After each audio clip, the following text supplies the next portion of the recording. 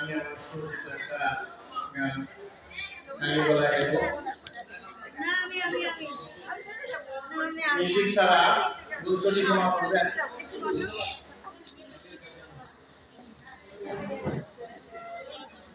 আমি ঘরে বসে সদা চিন্তা করি অমন বেকারি আগের মতো চলতে নাহি পারি। ঘরে বসে সদা চিন্তা করি অমন বেকারি আগের মতো চলতে নাহি পারি।